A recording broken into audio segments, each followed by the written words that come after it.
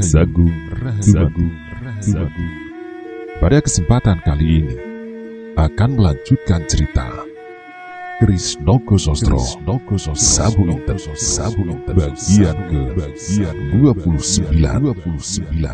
Rupanya Ki Ageng Pandan Alas merasa sayang pula pada tanaman jagungnya kalau tak ada yang memetiknya.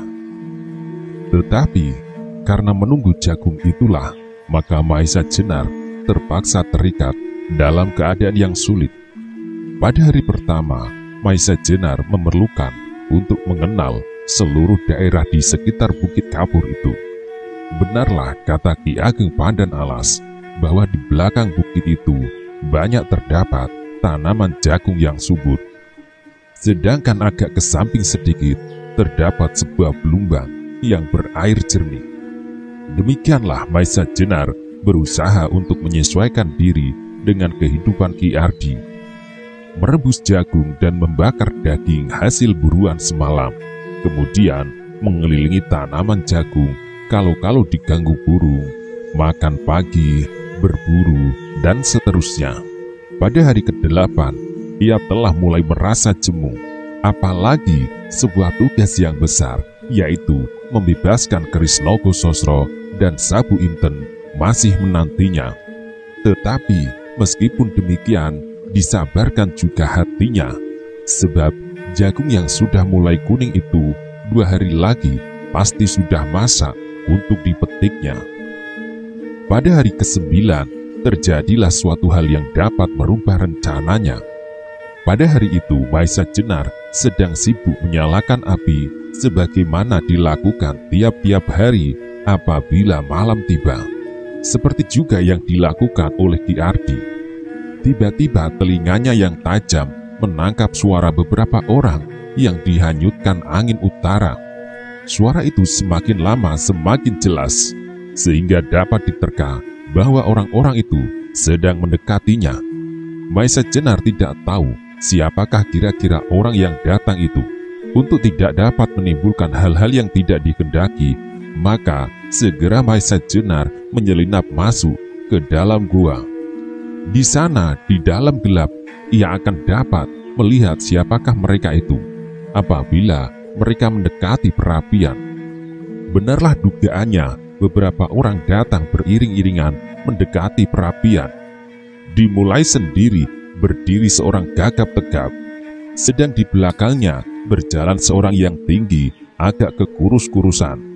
Di belakangnya lagi berjalan seorang yang pendek bulat dan berkumis lebat.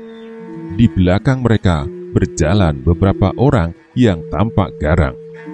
Melihat orang yang berjalan paling depan, darah Maesa Jenar berdegupan. Segera teringatlah ia akan wajah seseorang yang pernah dibinasakannya, yaitu Watu Gunung. Teringatlah Maesa Jenar akan kata-kata Sagotro bahwa seorang saudara kembar Watu Gunung, yaitu Wadas Gunung. Kalau demikian, pasti orang itu berjalan paling depan itu Wadas Gunung. Sedangkan yang lain adalah sebagian dari rombongan gerombolan Lowo Ijo yang berjumlah 18 orang. Maesa Jenar masih saja berdiri di dalam gelap. Kalau tidak perlu, ia akan menghindari bentrokan yang akan terjadi. Tiba-tiba orang yang pendek bulat itu berteriak dengan nyaringnya, "Ardi, Ki Ardi." Maesa Jenar jadi bimbang. Perlukah panggilan itu dijawab? Kalau demikian halnya, pastilah segera dikenal bahwa suaranya yang lain dengan suara Ki Ardi. Karena itu, maka ia berdiam diri saja. Karena tidak menjawab jawaban, orang pendek itu mengulangi lagi, "Ardi, hai Ki Ardi, jangan main-main. Kali ini, waktu kami hanya sedikit. Kami hanya ingin mendapat beberapa otong jagung untuk makan kami besok. Sesudah itu, kami akan pergi." Kembali suara itu tidak mendapat jawaban. Orang tua gila, masih saja suka bermain gila dalam waktu yang begini. "Ki Ardi, kami sedang sibuk dengan tugas kami. Keluarlah, jangan bermain gila-gilaan selagi kami tergesa-gesa." Teriak yang tinggi kurus itu kemudian juga teriakan ini lenyap ditelan malam tanpa ada jawaban. Rupanya Wadas Gunung menjadi jengkel. Jarang Lapit dan Bagolan, masuklah. Seret orang itu keluar dan ambil saja persediaan makanan yang ada. Aku masih ingin menunggu setan itu sampai 3 hari, kata Wadas Gunung. Maisa Jenar segera menangkap isi kata-kata Wadas Gunung. Rupanya dalam menunggu kedatangan rombongan itu kehabisan bekal. Sedang yang dimaksud dengan setan yang ditunggu itu pastilah dirinya. Kembali Maisa Jenar bimbang. Apakah yang akan dilakukan? Untuk tetap berdiam diri di dalam gua adalah sangat berbahaya. Apabila benar-benar ada di antara mereka yang masuk dan mengenalnya, pasti akan terjadi perkelahian, dan perkelahian melawan beberapa orang di ruangan yang sempit tidaklah menguntungkan baginya. Karena itu, segera sebelum orang yang disebut Jarang Lapit dan Bagolan itu memasuki gua, Maisa Jenar telah lebih dahulu meloncat ke mulut gua.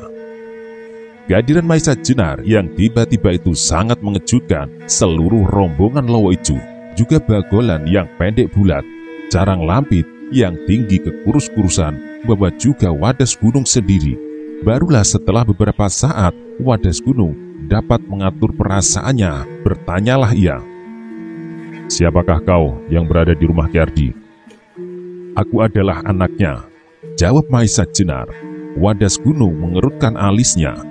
Kemudian katanya, "Sudah sejak lama kau mengenal Ki Ardi, tetapi tak pernah aku mendengar bahwa ia mempunyai seorang anak.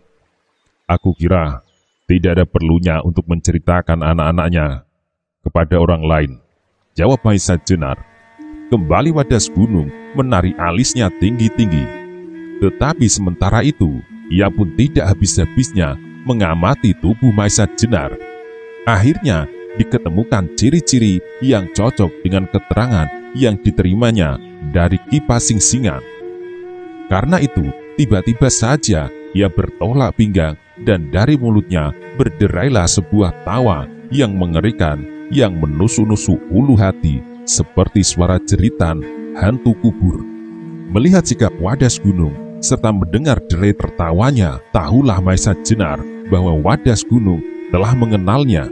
Karena itu pun ia segera bersiap menghadapi segala kemungkinan. Setelah beberapa lama, surutlah suara tertawanya, dan demikian suara itu terhenti.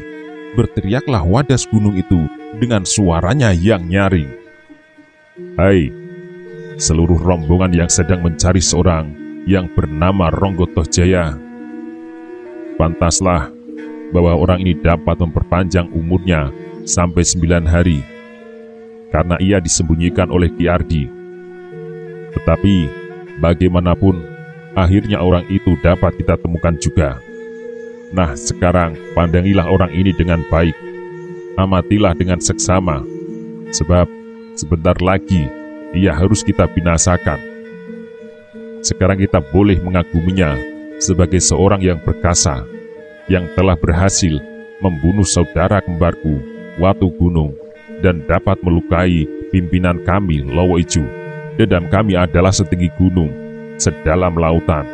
Sekarang bersiaplah, dan jangan lepaskan orang ini. Juga setelah orang ini binasa, haruslah dibinasakan juga Ki Ardi, yang telah berusaha membebaskan orang ini dari tangan kita." Mendengar kata-kata Wadas Gunung, segera setiap orang anggota gerombolan itu mempersiapkan diri dan mencabut senjata masing-masing.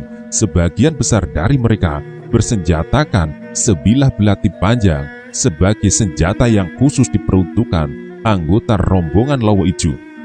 Tetapi di antaranya ada juga yang bersenjata 2. Di tangan kirinya ia memegang pisau belati panjang, sedang tangan kanannya menggenggam sepotong carang pring ori sebesar ibu jari kaki, tetapi panjangnya tidak lebih dari 5 jengkang. Bagolan di kedua belah tangannya menggenggam bola besi bertangkai. Wadas Gunung sendiri ternyata juga tidak mau memandang ringan kepada Maisa Jenar. Ia pun memegang 2 buah senjata di kedua belah tangannya, yaitu belati panjang. Melihat semua lawannya bersenjata, Maesa Jenar mulai menimbang diri. Hatinya terasa berdegupan sebab orang-orang seperti Wadas Gunung, Carang Lampit, Bagolan, dan sebagainya tampaknya bukan pula orang sembarangan. Apalagi kini mereka menggenggam senjata masing-masing.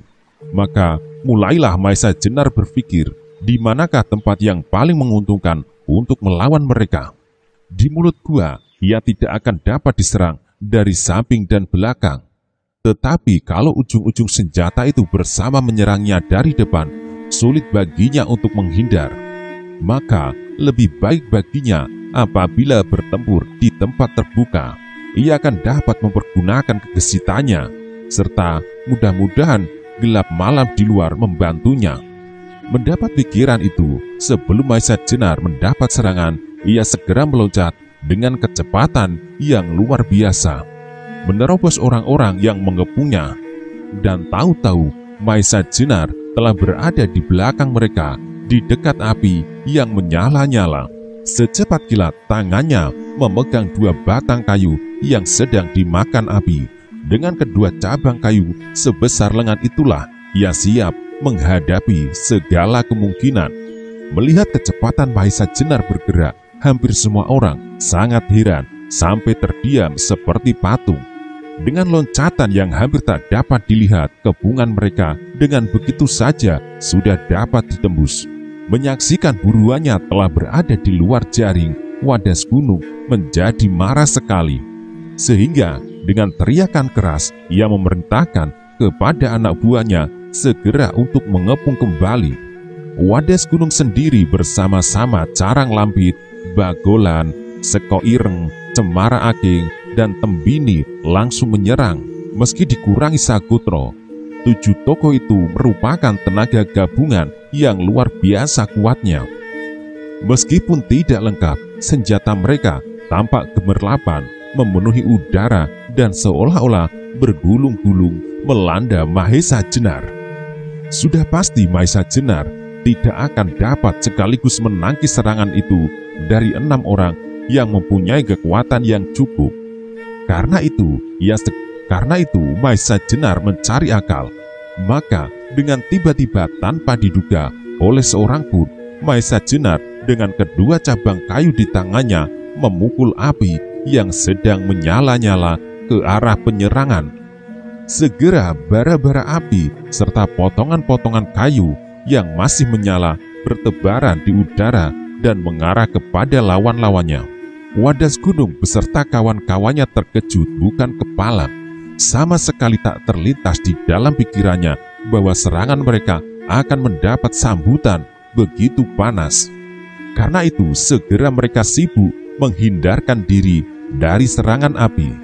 Mereka yang sempat menghindar segera berloncatan kian kemari, sedang mereka yang tidak lagi mempunyai kesempatan segera berusaha untuk memukul api itu dengan senjata masing-masing. Melihat kebingungan itu, Maesa Jenar tidak menyia-nyiakan waktu. Segera ia meloncat serta memutar kedua potong kayunya, menyerang ke 6 orang yang masih belum sempat mempersiapkan diri. Serangannya ini ternyata mempunyai hasil yang cukup baik. Kayu di tangan kirinya dengan derasnya menyambar Cemara Aking. Melihat serangan yang datang tiba-tiba itu, Cemara Aking tidak sempat menghindar. Maka yang dapat dilakukan hanyalah menangkis serangan Maesa Jenar dengan kedua pisau belati panjangnya yang disilangkan di muka kepalanya. Tetapi pukulan Maesa Jenar demikian kerasnya sehingga tangan Cemara Aking tidak mampu untuk melawannya.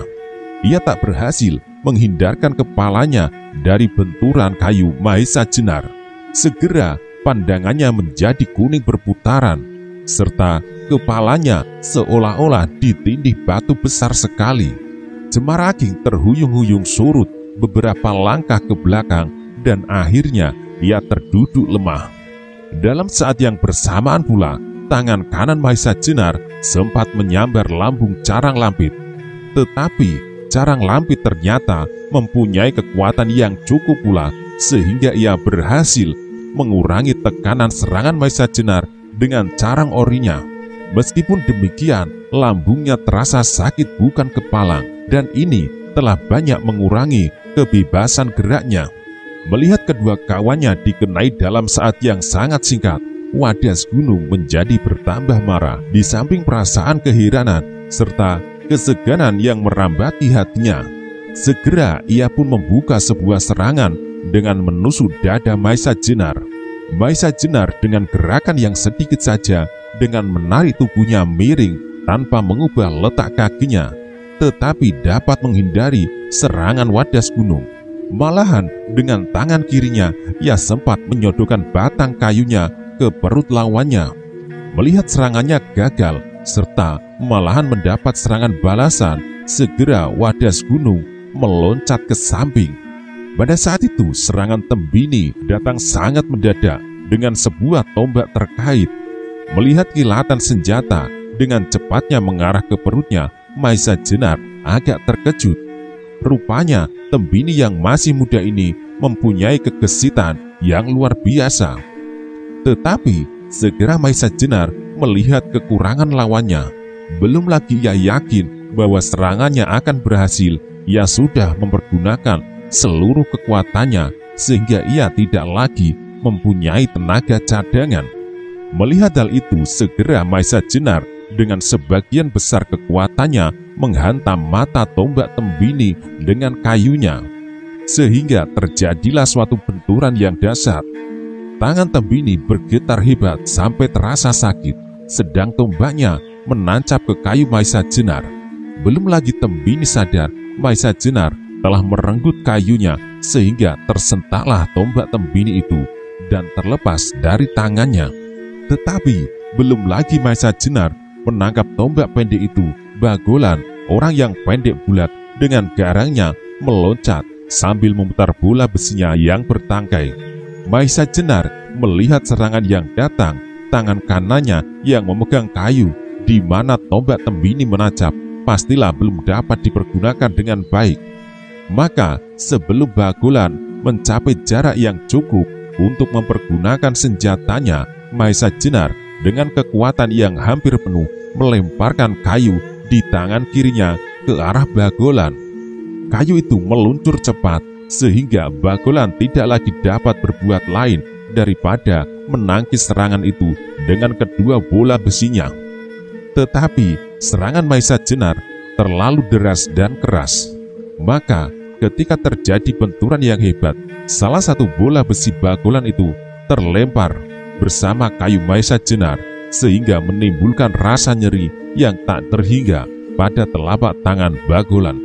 Dengan demikian, maka terpaksalah ia mengurungkan serangannya dan berlari mengambil bola besinya yang terjatuh.